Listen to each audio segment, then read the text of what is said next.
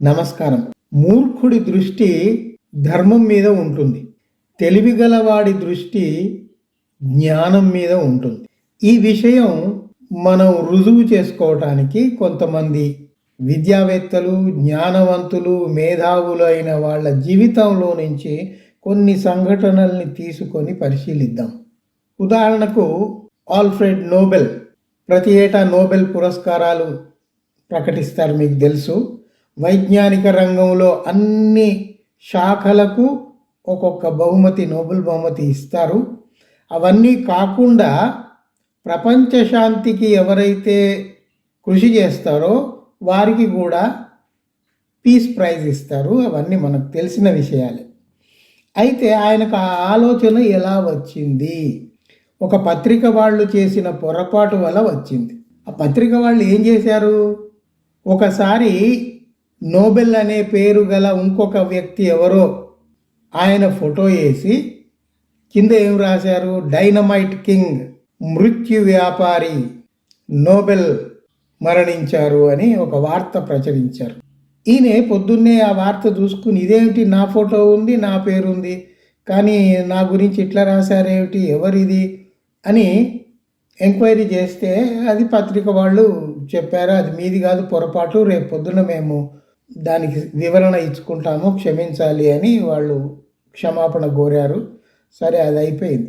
కానీ ఈయనకు ఒక ఆలోచన పడింది. అంటే జనం నన్ను డైనమైట్ కనిపెట్టినందుకు నన్ను మృత్యు వ్యాపారి అని అంటున్నారే, డైనమైట్ కింగ్ మృత్యు వ్యాపారి అని రాశారే. సరే, అందులో జనం ఎట్లా అనుకుంటున్నారు అనేది నాకు అర్థమైంది కదా. అందువల్ల దాన్ని రూపుమాపడానికి ఏం చేయాలి అని తీవ్రంగా ఆలోచించి ఆయన ఒక ట్రస్ట్ని ఏర్పాటు చేశాడు. ఒక ట్రస్ట్ని ఏర్పాటు చేసి తన ఆస్తి మొత్తం ఆ ట్రస్ట్కి ఇచ్చేసి, ఆ ట్రస్ట్కు ఏం చెప్పాడంటే, ప్రతి సంవత్సరం మీరు వైజ్ఞానిక రంగంలో వివిధ శాఖల్లో పనిచేసే అత్యుత్తమ శాస్త్రవేత్తలకు బహుమతులు ఇవ్వండి, నోబెల్ పురస్కారాలు ఇవ్వండి. అలాగే అన్నిటిని మించి ప్రపంచ శాంతికి ఎవరైతే కృషి చేస్తారో వారికి నోబెల్ శాంతి పురస్కారం ఇవ్వండి అని తన ఆస్తి మొత్తం ఆ ట్రస్ట్కు రాసిచ్చి ఆ నిర్ణయం చేశాడు ఆల్ఫ్రెడ్ నోబెల్. ఇంత గొప్ప కార్యం ఎవరైనా చేయగలరా? ఒకసారి ఆలోచించండి.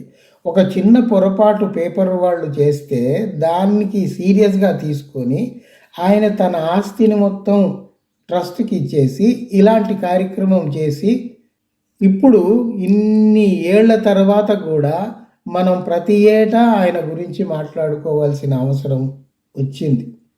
సో నేను చెప్పేది ఏమిటంటే, ఆయన ధర్మం మీద దాని మీద దృష్టి పెట్టలేదు, జ్ఞానం మీద దృష్టి పెట్టాడు. ఆయన డైనమైట్ కనుక్కున్నాడు నిజమే, కానీ ప్రపంచమంతా డైనమైట్ వేల్చి నాశనం చేయండి అనలేదు. దాన్ని ఎక్కడ ఎలా ఉపయోగించుకోవాలో అట్లా ఉపయోగించుకోవటం మనుషులు గ్రహించాలి. తుపాకీ ఉంది అంటే ఇక అందరినీ కాల్చేయమని కాదు కదా, అది ఎప్పుడు ఎక్కడ అవసరమో అక్కడనే దాన్ని ఉపయోగించాలి. సో ఆల్ఫ్రెడ్ నోబెల్ అంతటి ఘనకార్యాన్ని చేశాడు. అందువల్ల మనకి ఈరోజు ఆయన శాస్త్రవేత్తగానే కాకుండా నోబెల్ పురస్కారాలు రూపొందించిన వాడిగా మన అందరి హృదయాల్లో ఆయనకు అత్యున్నతమైన గౌరవ స్థానం మనం ఇస్తున్నాం. అలాగే ఇంకొక శాస్త్రవేత్త ఉన్నాడు, మీకు తెలిసిన వాడే, ఆల్బర్ట్ ఐన్స్టీన్. ఆల్బర్ట్ ఐన్స్టీన్ సాపేక్ష సిద్ధాంతం గురించి చాలామందికి మీకు తెలిసిందే. అయితే ఆయన బతికి ఉన్న రోజుల్లో అందరూ ఆయనను పిలిచి మీ పరిశోధనల గురించి ప్రసంగించమని అడిగితే ఈయన పోయి సాపేక్ష సిద్ధాంతం గురించి అనేక చోట్ల ఉపన్యాసాలు ఇస్తుండేవాడు. ఆ ప్రేక్షకుల్లో పెద్ద పెద్ద ప్రొఫెసర్లు, శాస్త్రవేత్తలు, విజ్ఞానవంతులు అందరూ ఉండేవారు. వారందరి ప్రశ్నలకు ఈయన సమాధానాలు ఇచ్చి సంతృప్తిపరిచి వస్తుండేవారు. ఒకరోజు అట్లాగే తిరిగి వస్తుంటే ఆయన కారు డ్రైవర్ హ్యారీ అని ఉన్నాడు. అతను ఏమన్నాడంటే, ప్రొఫెసర్ సార్, మీరు మాట్లాడేదంతా నేను వెనక సీట్లో కూర్చొని ఎప్పుడూ వింటూ ఉంటాను కదా, నాకు అది కంఠతా వచ్చేసింది. మీరు అనుమతిస్తే మీ ఉపన్యాసం మీకు నేను ఒప్పచెప్తా అని అన్నాడు. ఆయన నవ్వుకొని ఏం చెప్పాడు, అరే అట్లా కాదురా నాన్న, మనము నెక్స్ట్ వీక్ డార్ట్ మౌత్ అనే ఒక స్థలానికి పోతున్నాము.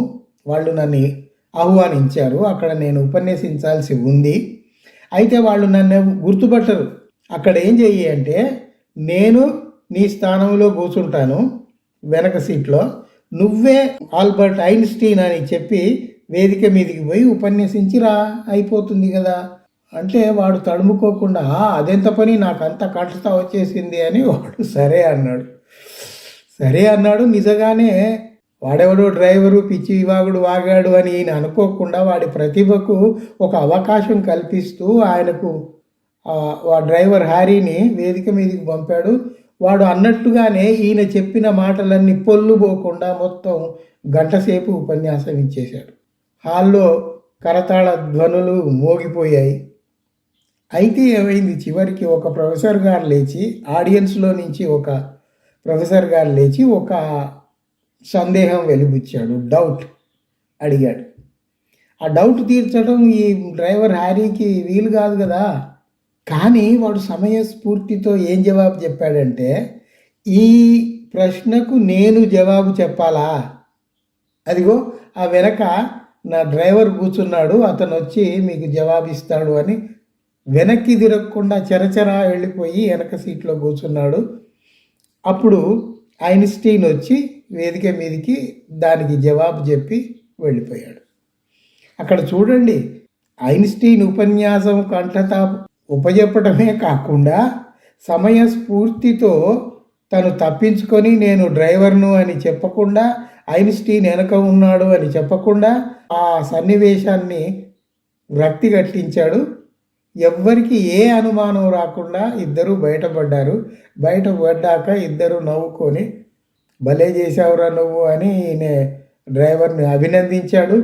అయ్యా, మీరు ఇచ్చిన అవకాశమే నేను ఇట్లా ఉపయోగించుకున్నాను అని వాడు సంతోషపడ్డాడు. ఇక్కడ నేను చెప్పాల్సింది ఏమిటంటే, తక్కువ స్థాయిలో ఉన్నారు కదా అని వాళ్ళను మనము నెగ్లెక్ట్ చేయకూడదు, అశ్రద్ధ చేయకూడదు. వారి ప్రతిభకు కూడా ఒక అవకాశం ఇచ్చి చూడాలి. అలాగే మీకు ఇంకొక సంఘటన చెప్తాను. అది మన భారత తొలి ప్రధాని ఉన్న రోజుల్లో అక్టోబర్ 2, 1957 ఢిల్లీలో రామ్లీలా మైదానంలో ఒక కార్యక్రమం జరుగుతుంది. దానికి నెహ్రూజీని ఆహ్వానించారు. నెహ్రూజీ కూడా అక్కడే కూర్చొని చూస్తున్నారు. అయితే ఏమైంది, అనుకోకుండా ఆ టెంట్లు వేశారు వచ్చిన వాళ్ళందరూ కూర్చోవడానికి. ఆ టెంట్ పైనుంచి అగ్ని ప్రమాదం ఎక్కడో ఏదో జరిగింది, షార్ట్ సర్క్యూట్ ఏదో అయినట్టుంది. అది ఆ టెంట్ కాలుతూ వస్తుంది. ఒక కుర్రవాడు, టీనేజ్ కుర్రవాడు, ఆ కుర్రవాడి పేరు హరీష్ చంద్ర. ఆ హరీష్ చంద్ర చొరవ తీసుకొని నెహ్రూ గారి దగ్గరికి వెళ్ళి నెహ్రూ గారి చేయి పట్టుకొని బరబరా బయటికి లాక్కుపోయి, అక్కడ కాలుతూ ఉంది, మీరు బయటికి వెళ్ళండి, నేను దాని సంగతి చూస్తాను అని వాడు అక్కడ స్తంభం ఏదో ఉంటే ఆ స్తంభం పైకి వెళ్ళి అక్కడ ఆ వైర్లు కట్ చేశాడు. కట్ చేస్తే ఆ అగ్ని ప్రమాదం పెద్దది కాకుండా అక్కడ కూర్చున్న కొన్ని వందల మంది ప్రాణాలు నిలబడ్డాయి. తీరా ఆ కుర్రవాడు కిందికి దిగితే వాడి చేతులన్నీ కాలిపోయి ఉన్నాయి. నెహ్రూజీ వాడి సాహసానికి మెచ్చి ఒక నిర్ణయం ఏం తీసుకున్నాడంటే, సాహస బాలలకు మనము గుర్తింపు ఇవ్వాలి అని ప్రతి ఏటా సాహస బాలలకు అవార్డులు ఇస్తుంటారు, జాతీయ అవార్డులు. అవి నెహ్రూజీ ఆ రోజు తీసుకున్న నిర్ణయమే. ఇంకొకటి ఏం చేశాడంటే, మొట్టమొదటి అవార్డు ఈ హరిశ్చంద్రకే తన చేతుల మీదుగా తనే ఇచ్చాడు. అది నెహ్రూ గారు చేసిన పని. నెహ్రూ గారు ఒక చోట ఒక మ్యాజిక్ కూడా చేశాడు. తన స్టాఫ్లో ఒకరిని రక్షించడానికి ఒక మ్యాజిక్ చేయాల్సి వచ్చింది. అది ఎలా అంటే, ఒక పెద్ద విందు జరుగుతుంది. ఆ విందులో ఆయన స్టాఫ్ కొంతమంది ముఖ్యులు వెళ్ళారు. అయితే అక్కడ అన్ని బంగారు వెండి స్పూన్లు ఉన్నాయి. అయితే అసలు ఈయన స్టాఫ్లో వాడే ఒకడికి ఆశ పుట్టింది. ఒక స్పూన్ తీసి కోట్ జేబులో వేసుకున్నాడు. అది నెహ్రూ గమనించాడు. కానీ అందరి ముందు తీసి బయట పెట్టు అని చెప్పటం బాగుండదు అనుకొని ఏం చేశాడు, yes ladies and gentlemen, I'm doing a magic, please watch it అని అందరి అటెన్షన్ తీసుకొని, చూడండి ఈ స్పూన్ను నా కోట్ జేబులో వేసుకుంటున్నాను. అయితే ఈ స్పూను అదిగో ఆ ఫలాని వాడి జేబులో నుంచి తీస్తాను గమనించండి అన్నాడు. అంటే అందరూ ఆశ్చర్యంగా అబ్బో ఇంత స్టేట్స్మెన్ అనుకున్నాము, ఇండియన్ ఫస్ట్ ప్రైమ్ మినిస్టర్ అని మనకు తెలుసు కానీ ఇట్లా మ్యాజిక్లు కూడా చేస్తారా అని వాళ్ళందరూ ఆశ్చర్యపోయారు.